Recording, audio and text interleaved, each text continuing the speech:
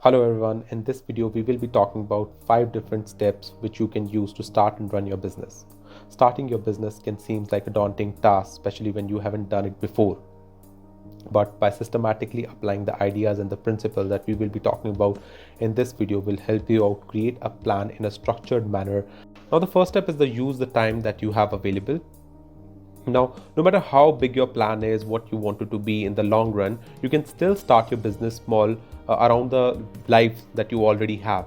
Right? Not every one of us has the pleasure to start something on their own by, dropping out or leaving their current jobs. So you can do that in the available, extra time that you have. So for example, let's say weekends, you have some time available, you have some time available after you've completed your job of 9 to 6 or 9 to 8, right? You can spare out some time and you can start something on your own. There are a lot of platforms that are available that values those sort of skills that you have available in the marketplace, and there's actually no reason for you to not start that. Number two is identifying a business idea. Finding a business idea is something you can approach in a systematic manner using a time tested strategy. Whether you wanted to start a small investment business or you want to go all in into that business, these strategies will help you out in creating that market for your product. Number one, relying on the market trends. If you see a particular kind of trend, some a popular product popping up again and again over your screen, you can actually go out and test those product and create a market for that product itself. Number two is your likeliness of any particular product or service. So if you're interested in a particular sort of product that you've always had in mind, so you can actually work upon that product, customize it, create some new innovation around that product, and actually trying to sell it in the market. So remember that all of those businesses have started with one signature product and they have improved and they have actually come up with complementary sort of services later on when they've actually expanded into that market. Validating your business might sound like a huge task and a very difficult one, but it's really not. It is really about testing the waters, understanding how your product and the market of the available product would be before you sink in a lot of time and your cost into it. Right, so there are different ways onto how you can actually gauge and understand the market and how it's going to take your product. So first of all, what you can do is you can start crowdfunding. The validity of your ideas and its perception among the market is one of the variable where you can actually understand how your product in the future course of action would be.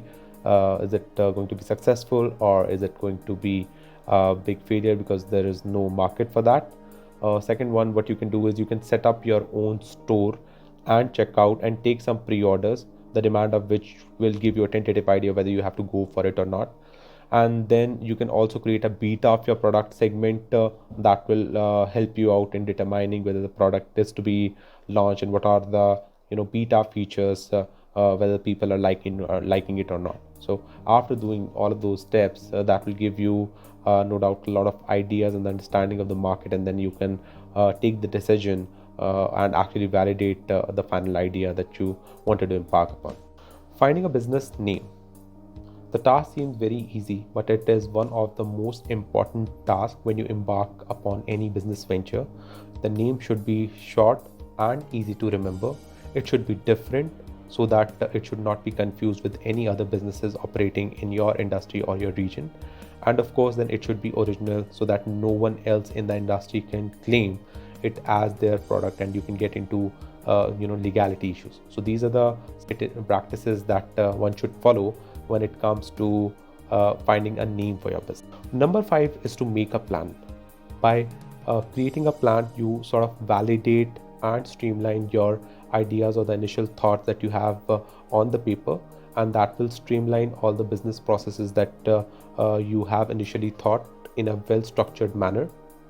Now, making a plan is a very important task, and that also includes a lot of your concentration and your time.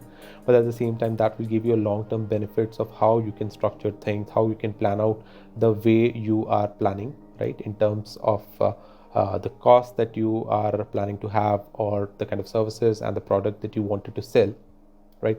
Well, nothing can validate a plan by simply customers telling that they wanted to buy the product, but creating that initial draft will help you definitely out in future proofing yourself that you are onto the right track.